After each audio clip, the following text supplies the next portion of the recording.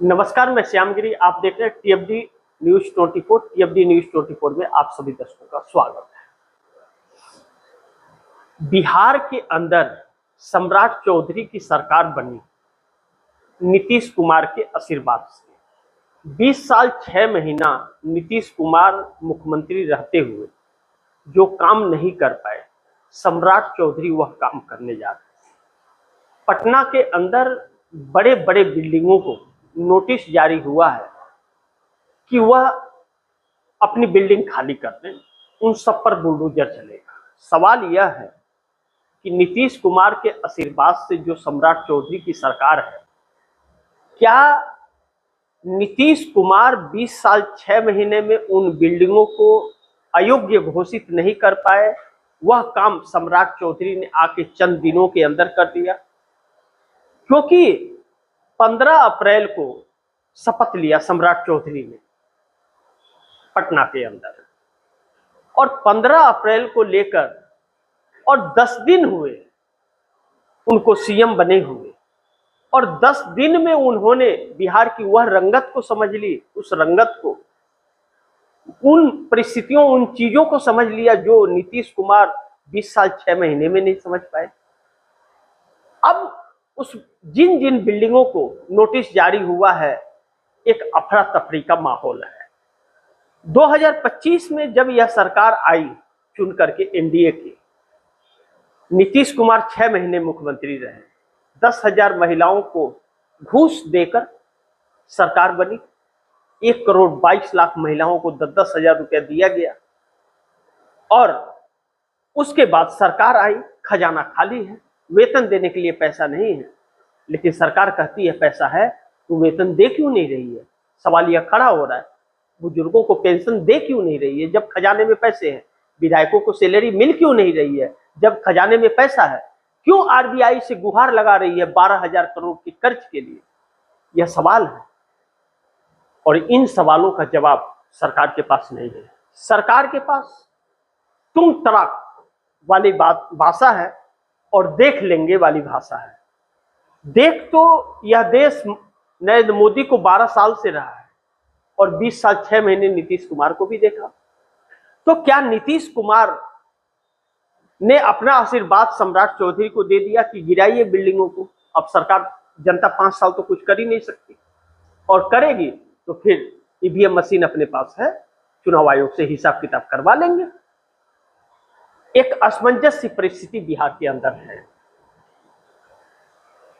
नेता एनडीए गठबंधन के कितने घोटालेबाज हैं और कितनी ईडी उनके यहां छापे मारने गई, और विपक्ष के पास कितनी गई, आंकड़े को मिलाएंगे तो जो 20 साल से सत्ता में नहीं है उसके यहां बार बार छापे पड़ते रहे।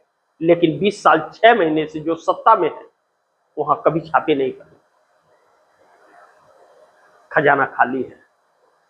और अब जमीनों को हड़पने का एक नया सिलसिला चला आया है। जहां जहां भारतीय जनता पार्टी का सीएम बन रहा है, वहां वहां बस कुछ नहीं, घरों को गिराया जा रहा है। एक झोपड़ी बनाने के लिए एक इंसान को हजारों बार सोचना पड़ता है कि कहां से पैसे लेके आऊं झोपड़ी बनाने के लिए, और यहां आलीशान बिल्डिंगों को तोड़ा जा रहा है। बिहार इस हाल में जी रहा है। ऐसे में नीतीश कुमार दिल्ली अब नहीं आना चाहते, और नीतीश कुमार पटना से ही रह करके अपना काम करें। बीच बीच में दिल्ली आएंगे विशेष सत्र के दौरान, लेकिन पटना में वक्त ज्यादा गुजारेंगे, क्योंकि 2030 में जेडीयू की सरकार बनाना है एनडीए छोड़कर।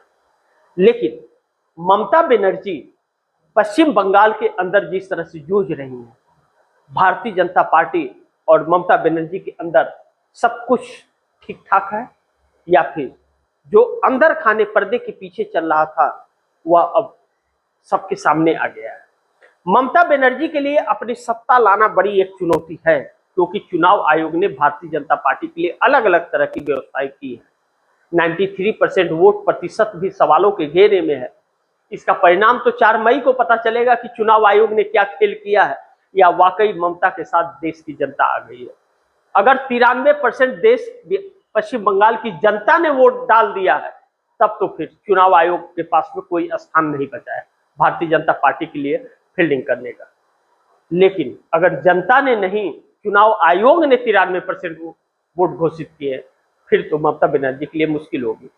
ऐसे में ममता बनर्जी ने ऐलान किया कि 4 मई को पश्चिम बंगाल में सत्ता आने के बाद दिल्ली से नरेंद्र मोदी सरकार को उखाड़ फेंकेंगे। 234 सांसद ही इंडिया गठबंधन के पास हैं, तो क्या नीतीश कुमार जो बिहार के अंदर सरकार से अलग होकर के दिल्ली न जाकर के पटना में रह करके जो मंत्र गढ़ रहे हैं और अकेले चुनाव लड़ने की बात कर रहे हैं बिहार में 2030 में जेडीयू की सरकार बनाने की, एनडीए गठबंधन छोड़ देंगे 12 सांसदों के साथ? अगर वहां छोड़ते हैं तो बिहार में भी सम्राट चौधरी की सरकार गिर जाएगी। एक ऐसा प्रश्न है जो हर किसी के जहन में दौड़ रहा है कि आखिर जब अपना आशीर्वाद और कुर्सी दे दिया सम्राट चौधरी को, तो जेडीयू की सरकार की कामना क्यों? क्योंकि नीतीश कुमार अपना विस्तार करने निकले हैं, पार्टी का विस्तार करना है, अपने बेटे को सीएम की कुर्सी पर बिठाना है, तो उन्हें यह सब करना पड़ेगा। यानी कि एनडीए गठबंधन में सब ठीक नहीं है। नीतीश कुमार कभी भी मौका पाए तो वह पटना से दिल्ली भी ममता बनर्जी के साथ चले जाएंगे।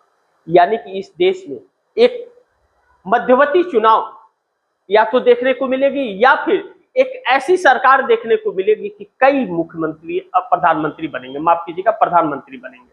जैसे बीपी सिंह, इंद्र कुमार गुजराल, देवी गौड़ा, चंद्रशेखर सिंह लोग बने थे, कई लोग, वैसे ही एक बार फिर इस देश की राजनीति में देखने मिलेगी।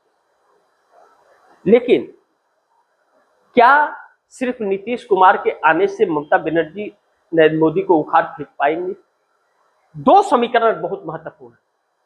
एक तो भारतीय जनता पार्टी के 12 सांसद पश्चिम बंगाल में है, उस पर नजर ममता बनर्जी की पड़ी हुई है। अगर ममता बनर्जी ने 4 मई को अपने पक्ष में रिजल्ट कर लिया, मैं अगर शब्द का इस्तेमाल इसलिए कर रहा हूं क्योंकि चुनाव आयोग अभी जीवित है और आखिरी खेल चुनाव आयोग खेलेगा 4 मई को जब काउंटिंग होगा। उससे बच पाएंगे क्या, जबकि ईवीएम अलग अलग जगहों पर पकड़े जा रहे हैं पश्चिम बंगाल में। तो अगर ममता बनर्जी जीत गई तो भारतीय जनता पार्टी के 12 सांसद टीएमसी के अंदर ममता बनर्जी के साथ चले जाएंगे। भारतीय जनता पार्टी 240 से 228 पर आकर के अटक जाएगी, जो उसके लिए बड़ी संकट भरा होगा। इस बात का डर मोदी को सता रहा, इससे इंकार नहीं कर सकते। लेकिन क्या चंद्रबाबू नायडू, जिससे कभी ममता बनर्जी का बहुत अच्छा बनता था, ममता बनर्जी, नीतीश कुमार, चंद्रबाबू नायडू, यह तीनों एक ही थे, एनडीए गठबंधन के हिस्सा ही थे। ऐसे में चंद्रबाबू नायडू की भी नजर 4 मई के रिजल्ट पर है। 16 सांसद चंद्रबाबू नायडू के हैं, जबकि राहुल गांधी नंबर 16 का कई बार जिक्र किया है, लेकिन 2 पवन कल्याण के चंद्रबाबू नायडू के नेतृत्व में चल रहे हैं 18 सांसद। यानी कि घूम फिर करके वहीं 30 पर आंकड़ा आता है। लेकिन ममता बनर्जी अगर सफल हो जाती है भारतीय जनता पार्टी के 12 सांसदों को अपने पक्ष में लाने के लिए, लेकिन उन सांसदों में 7 सांसदों का तो कई बार तस्वीरें सामने आ चुकी है भारतीय जनता पार्टी, लेकिन टीएमसी ने ऐसा किया नहीं। लेकिन अब अगर टीएमसी ने किया कि 12 सांसदों को अपने साथ ले ले और नीतीश कुमार के 12 और चंद्रबाबू नायडू के 18, तो यह 42 की संख्या हो जाएगी। 42 एक झटके में इंडिया गठबंधन सरकार बनाने की कगार पर आ जाएगा। लेकिन यहीं पर पेच पर राहुल गांधी ने कल देर शाम जो पश्चिम बंगाल के अंदर अपने भाषण दिए, ममता बनर्जी और नरेंद्र मोदी दोनों पर निशाने साधे। कांग्रेस नहीं चाहती कि उसके साथ के घटक दल कमजोर हो, वह मजबूत रहे, लेकिन भारतीय जनता पार्टी अपने सहयोगियों को खत्म करना हमेशा चाहती है। जैसे नीतीश कुमार को मक्खी की तरह निकाल दिया, जिस तरह से नवीन पटनायक को साइड कर दिया, जिस तरह से देवी गौड़ा का इस्तेमाल किया, जिस तरह से उद्धव ठाकरे को इस्तेमाल करके एकनाथ शिंदे को अलग किया, जिस तरह से शरद पवार को तोड़ करके अजीत पवार को अलग किया, जिस तरह से वाईएसआर जगनमोहन रेड्डी को आंध्र प्रदेश से अलग किया, जिस तरह से चिराग पासवान को भी एक बार तोड़ा, जिस तरह से जीतन राम मांझी को आगे बढ़ने का मौका नहीं देती, उपेंद्र कुशवाहा को मौका नहीं देती, जिस तरह से चिराग पासवान को लपेट करके रखती है अपने शिकंजे में, नीतीश कुमार का भी इस्तेमाल भरपूर किया। लेकिन नीतीश कुमार कुर्सी छोड़ करके भाजपा के लिए घातक हो चुके हैं। कब वह फटेंगे कोई नहीं जानता। ऐसे में 42 सांसद भाजपा के 12 मिलाकर यह नरेंद्र मोदी के लिए बहुत घातक हो सकते हैं। नीतीश नायडू दोनों मिल करके या नीतीश नायडू ममता मिल करके 42 सांसदों के साथ खेल कर सकती है नरेंद्र मोदी की सरकार के साथ। अब यह बात नरेंद्र मोदी को भी तो पता है। राहुल गांधी, जो मैंने कह रहा था कि पश्चिम बंगाल में जो हमले कर रहे थे, राहुल गांधी ने इस बात का जिक्र किया कि 55 घंटे तक ईडी ने राहुल गांधी को बैठा करके पूछताछ की, लेकिन कोई सबूत उसके पास नहीं था, कोई केस नहीं बना। उसमें छूट भी गए, बरी हो गए कोर्ट से, कोर्ट ने खारिज कर दिया। अपनी ही दौलत का अपने ही हिसाब मांग रहे हैं, जिसमें नो प्रॉफिट था।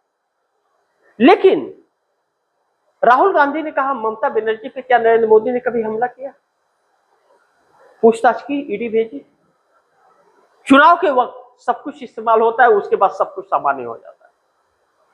कांग्रेस ममता बनर्जी की अगुवाई में सरकार बनाने की बात कही जा रही है कि 4 मई के बाद ममता बनर्जी अगर खेल करती है तो ममता बनर्जी की अगुवाई में या नीतीश कुमार या चंद्रबाबू नायडू की अगुवाई में बनेगी सरकार। कांग्रेस उस सरकार में शामिल नहीं होगी। कांग्रेस की तरफ से यह कई बार कहा जा चुका है कि कोई भी 172 सीटें लेकर के आए और 100 सीटें हमारी है, समर्थन देंगे, हम 272 होगा, सरकार बनाए। हमें सरकार में हिस्सेदारी नहीं चाहिए, हमारा प्रधानमंत्री भी नहीं चाहिए, हमारा कोई मंत्री भी नहीं चाहिए, हम बाहर से देंगे, लेकिन काम करना पड़ेगा। चुनाव आयोग को दुरुस्त करना पड़ेगा, ब्यूरोक्रेसी को सही करना पड़ेगा, फ्री एंड फेयर इलेक्शन का वादा करना पड़ेगा, जांच करनी पड़ेगी। ऐसे में कई प्रधानमंत्री बनने की उम्मीद बताई जा रही है। देखना यह महत्वपूर्ण होगा कि 4 तारीख को परिणाम क्या आते हैं। 4 तारीख के परिणाम बहुत कुछ निर्भर करने वाले हैं। नरेंद्र मोदी इस बात से खासे परेशान है, तो थोड़ा इंतजार कीजिए, बहुत कुछ तस्वीर आप दर्शकों के सामने आने वाली है। क्योंकि इस वक्त जो संकटें इस देश के ऊपर हैं, नरेंद्र मोदी ने जिस तरह से देश को फंसा दिया है, बहुत बुरी तरह से फंसा दिया है। बेरोजगार घर में बैठने को मजबूर है और लगे हुए रोजगार लोगों के जा रहे हैं।